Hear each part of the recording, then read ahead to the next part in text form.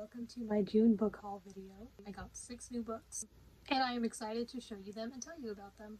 So first I have a self-published book. There are actually 2 self-published books in this video. The first is Man & Mirror, The First Date by Tobias Begley.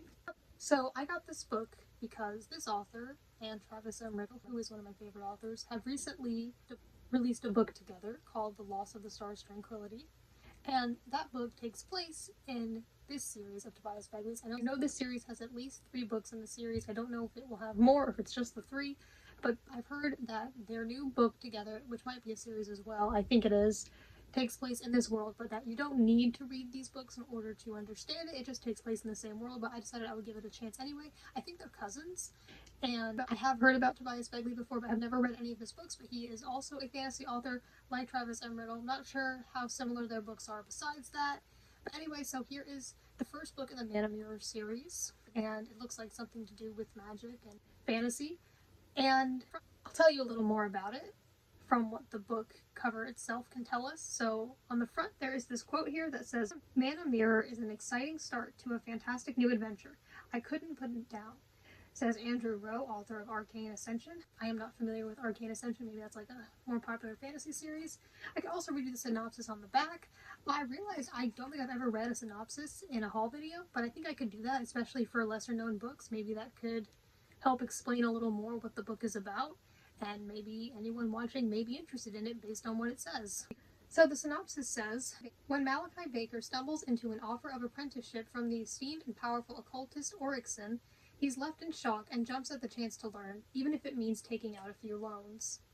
Unfortunately, his new teacher sees him more as a tool than a student, and has set Malachi near impossible goals before he becomes worthy of Oryxon's full attention, and Malachi's innate power is only somewhat above average.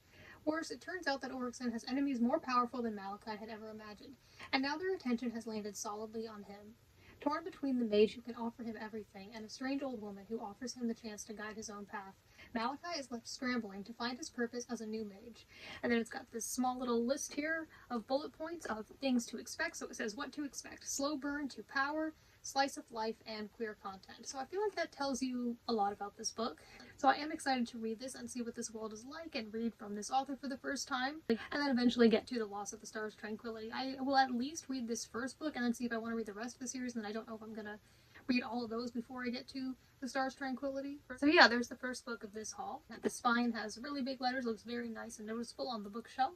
Next is Hideki Smith, Demon Queller by A.J. Hartley. So this book, I know there's going to be a second book to the series. I don't know how many are going to be in it, but I have read some books by A.J. Hartley before, and I really enjoyed them, and I think that he is becoming one of my favorite authors. I've kind of already said that he is, but yeah, I do feel like maybe I should read a little more of him before saying that, but he's basically one of my favorites at the moment. And this book of his came out in 2023, so it's one of his newest ones.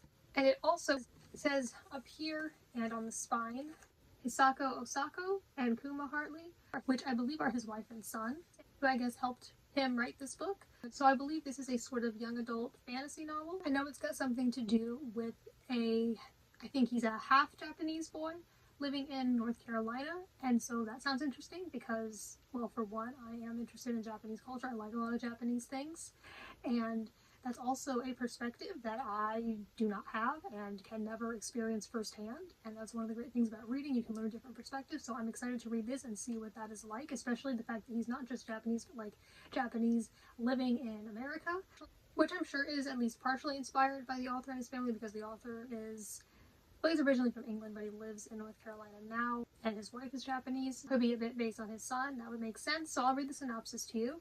It says, 15-year-old Caleb Hideki Smith is a loser's loser. As one of the few half-Japanese residents of Portersville, North Carolina, Caleb has accepted that he will never fit in. He's not popular, can't play football, and the girl he likes doesn't know he exists. And that was before he accidentally burnt down the town's most beloved landmark. But that same day, Caleb and his sister Emily stumble upon a Shinto shrine deep in the Great Smoky Mountains, a shrine Caleb knows for a fact wasn't there the day before. Things only get stranger from there, as Caleb finds he has developed some unusual abilities and his sister is doing her best not to accidentally turn into a fox. They need answers, and that means tapping into a family heritage they know nothing about, and fast. Something unspeakable has been trapped under the mountain, but it has found a way out. If Caleb and Emily are going to stop the disaster threatening Portersville, they are going to have to start figuring out who they really are. Hideki Smith, Demon Queller is the new mythological fantasy from New York Times bestselling author A.J. Hartley, with family members Hisako Osako and Kuma Hartley. So that sounds interesting, especially like it said, they know nothing about their heritage. So I'm assuming they probably were born in America and may just not know very much about their heritage and their culture. So that will be really interesting. So yeah, I'm excited to get to this. Next is a book that was written by an author I mentioned earlier in this video, and this is the other self-published book, and that is A Fracture in the Quiz-Deep by Travis Embrittle. This is the second book in the Jekyll series, which I am not like currently reading a book from at the moment, but I did just recently read the first book on Lavender Tides, and this is a Pokemon-inspired progression fantasy, sort of in the middle between middle grade and young adult. The characters are 18, but the author considers this series in terms of its content PG-13 compared to most of his other books, which are more R-rated. So this is book 2. And just like all the covers in the series, it has a beautiful, detailed, very colorful cover. The typography is really nice as well. So this is a 6-book series. I'm really excited to continue reading this. Next is a book I picked up from Ollie's Bargain Outlet, which has quite a nice selection of books, and I always like to look at it. I don't always get a book from there. In fact, I'd say most of the time I go there I don't, but I did find one this month that I was interested in picking up. I saw it before and thought about getting it, but I didn't, but this time I did. And that is What Happened to Goodbye by Sarah Dessen. Still got the Ollie's price sticker on it, which I will take off eventually, perhaps if I do a review of this.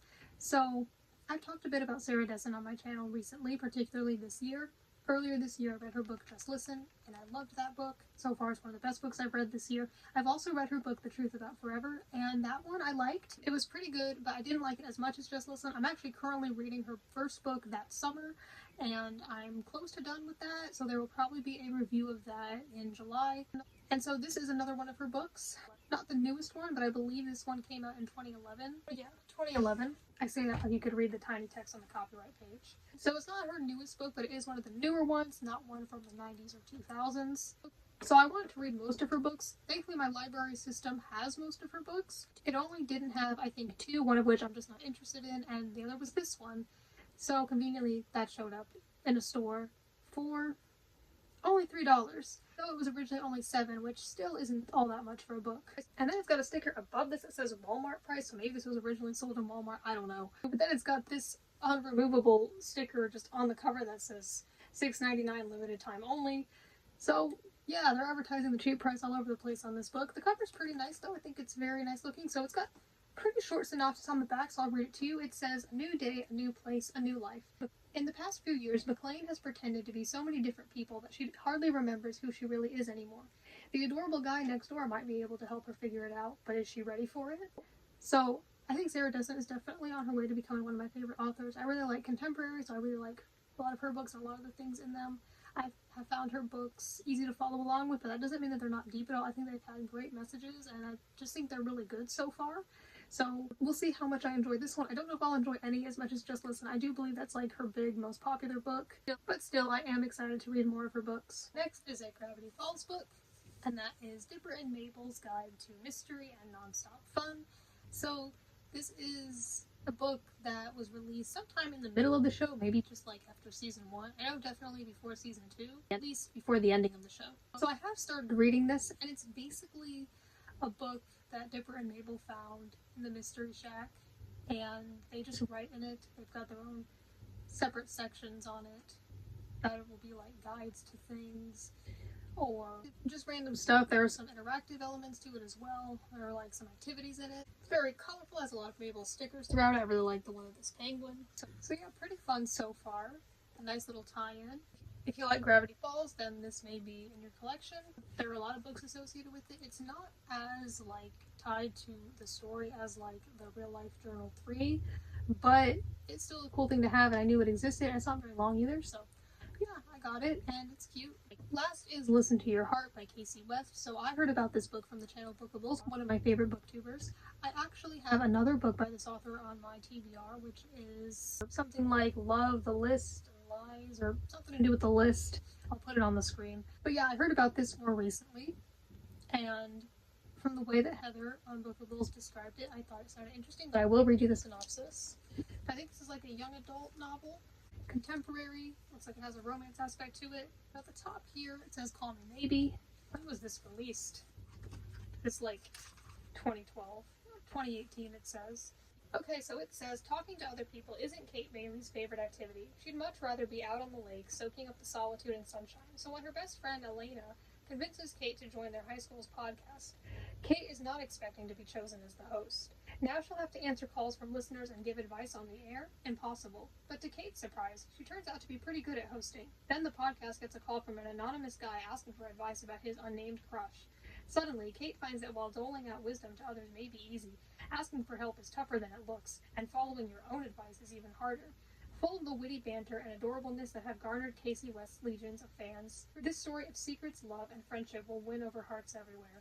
So it sounded interesting to me. I think that the setting sounds very nice. I believe, like, her family lives on a lake or something like that. You kind of see that people are on the water right in the cover. Very nice cover. I think the concept of the podcast thing sounds really interesting, and I like that it seems to have a focus on friendship as well. I think that's important. And it just sounds like it has a lot of things that would be interesting to me. Sounds maybe like she's similar to Sarah Decimated. It's got some really good messages. So this will probably be the first book of this author's that I read. I'm really excited to get to it. I haven't read anything by this author before, but I think that I might like her from what I've heard. So here, stacked up nicely, are all the books I got this month. Let me know if you've read any of these books or any books by these authors. I know that some of these are more obscure, so I'm very happy to support these smaller authors. And yeah, thank you for watching.